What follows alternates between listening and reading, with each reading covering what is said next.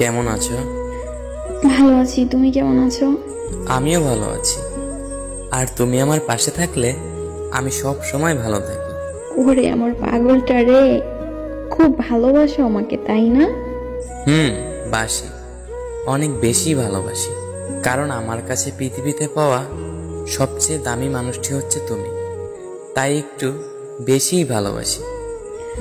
আমিও আমার পাগলটাকে অনেক ভালোবাসি গো। আচ্ছা জান, আম্মু ডাকছে, পরে কথা হবে, বাই। আচ্ছা ঠিক আছে, যাও, আল্লাহ হাফেজ। ফারজিয়া ফোন রাখার পরে আমিও ফোন রেখে আমার কাজ করতে লাগলাম। কিন্তু সারাদিন গেল, ফারজিয়া আমাকে একটা বড় ফোন করলো না। ভাবলাম ও ব্যস্ত আছে, রাতে নিশ্চয়ই কল দিবে। কিন্তু ফারজিয়া আমাকে রাতেও কল দেয়নি। এমনকি পরদিন সকালে আমি তাকে ফোন করলাম, অনেকবার ট্রাই করলাম, কিন্তু সে আমার ফোন কিছুতেই রিসিভ করলো না। তার ফোন রিসিভ না করায় অনেক টেনশন হচ্ছিল, বারবার ট্রাই করতেছিলাম। হঠাৎ করে দেখি ফারজিয়া আমার নাম্বার তার ব্লক লিস্টে রেখেছে। ফারজিয়ার ফোনে আমার নাম্বার ব্লক লিস্ট বুঝতে পেরে আমি তো অবাক হলাম। অনেক ট্রাই করেও সেদিন তার সাথে আমি কথা বলতে পারিনি। হঠাৎ করে আমার এক বন্ধুর নাম্বার থেকে তাকে আমি ফোন করলাম। হ্যালো। জি, কে বলছেন আপনি? বাহ, আমার ভয়েসটাও চিনো না বুঝি?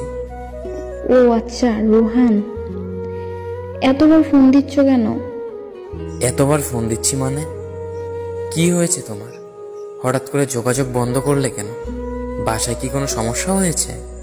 না, কোনো সমস্যা হয়নি, এমনি আমার ভালো লাগে না, তাই তোমার সাথে যোগাযোগ বন্ধ করে দিয়েছি। এটা কেমন কথা বলছো ফারজিয়া? তুমি ভুলে গেছো আমাদের ভালোবাসা? দেখো রোহান, এত কিছুর উত্তর আমি তোমাকে দিতে পারবো না। আর হ্যাঁ, আমাদের মাঝে যা ছিল বলে যাব সবকিছু।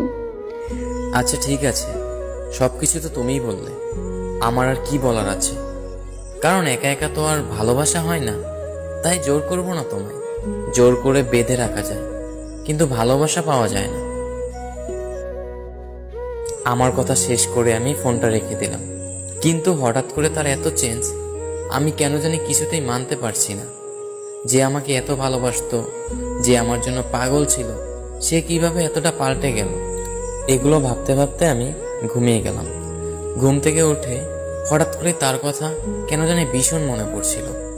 কিন্তু এত কিছুর পরে নিজের ভিতর কেন জানি তার প্রতি একটা রাগ সৃষ্টি হয়ে গেছে, তাই নিজে থেকে আর ফোন করলাম না।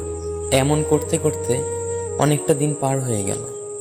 তাকে এখনো আগের মতো ভালোবাসি আমি, কিন্তু সে কি আমাকে মনে করে? এগুলো ভাবতে ভাবতে হঠাৎ অচেনা নাম্বার থেকে আমার ফোনে একটা ফোন আসলো। কেমন আছো রোহান? ভালো আছে, আপনি কেমন আছেন? চিনতে পারছো আমাকে? আমার ভালোবাসাটা তো আর আপনার ভালোবাসার মতো ছিল না, যে ভয়েস শুনে চিনতে পারবো না। যাই হোক, বললেন না তো কেমন আছেন? ভালো ছিলাম না এতদিন, কিন্তু এখন ভালো আছি। ও আচ্ছা, হঠাৎ 6 মাস পর আমাকে ফোন করলেন, কিছু কি বলবেন? কি আর বলবো তোমাকে, কিছু বলার মতো সাহস পাচ্ছি না। এত ভাবতে হবে না, কি বলবেন বলেন। রোহান, তোমার জীবনে আমি আবার ফিরে আসতে চাই, আগের মতো তোমার ভালোবাসা নিয়ে ভালো থাকতে চাই। প্লিজ তুমি আমাকে ফিরিয়ে দিও না। আমি জানি আমি তোমার সাথে অনেক অন্যায় করেছি, তোমাকে অনেক কষ্ট দিয়েছি, যা এখন আমি বুঝতে পারছি। আমি জানি আমাকে ছাড়া আপনি ভালো নেই, কারণ এই পৃথিবীতে সত্যিকারের ভালোবাসার খুব অভাব। আমার মতো করে আপনাকে কেউ ভালোবাসতে পারেনি, তাই আমার কাছে ফিরে আসা, তাই না? না রোহান, তেমন কিছু না, আমি আমার ভুল বুঝতে পারছি। আমাকে এগুলা বলে লজ্জা দিও না প্লিজ। ঠিক আছে, বললাম না কিছু, কারণ কিছু কথা না বলাই ভালো। তবে নতুন করে আপনাকে আর কি মেনে নিব? আমি আগেও আপনাকে যেমন ভালোবাসতাম এখনও ঠিক তেমনই ভালোবাসি। কিন্তু আমি আপনাকে এত ভালোবাসার পরেও আপনি একবার ভাবলেন না আপনাকে ছাড়া আমি কেমন থাকব। জানেন, প্রত্যেকটা মুহূর্তে প্রত্যেকটা সময় পাগলের মতো আমার মাঝে খুঁজেছি আপনাকে। ভালো ছিলাম না আপনাকে ছাড়া। থাক, এত কিছু বলতে চাচ্ছি না আপনাকে। আপনি যে আপনার ভুল বুঝতে পেরেছেন এতেই আমি অনেক হ্যাপি। আচ্ছা, এখন রাখছি, একটু ব্যস্ত আছি, পরে কথা হবে।